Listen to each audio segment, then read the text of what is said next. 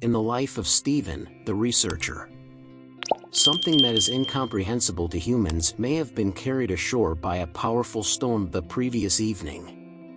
When he arrived at the shore and saw the enormous monster laying on the sand, he realized that what he had heard from the fishermen's reports could not be true. The odd remarks of the locals also encircled the enormous corpse.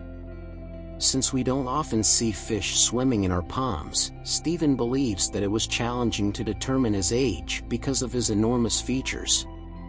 Additionally, the fact that a creature of this size ever existed raises even more questions about whether humans are weak and flawed replicas of that colossus. The spectators' fear of approaching vanished when someone climbed on the giant and demonstrated that everything was okay.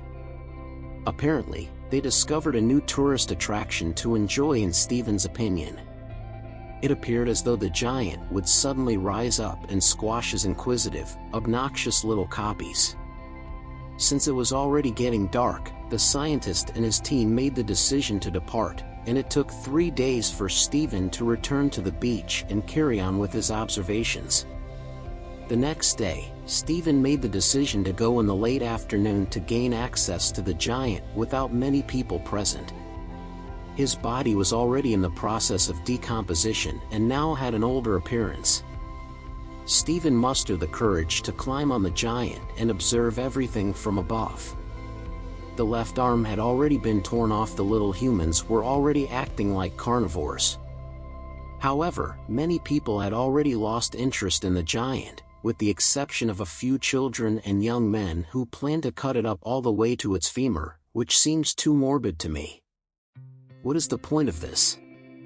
The researcher details the terrible demise of that enormous creature by itself, a ship stranded on the beach, and illustrates how human behavior has evolved, or rather, deteriorated, in relation to the giant as a popular tourist destination. We can see some spots for comfortable seating, like curved and plush armchairs.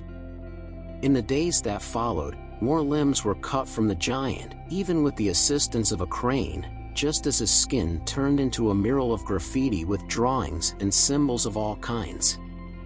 The head was quickly torn off, leaving only the trunk in a more advanced stage of decomposition.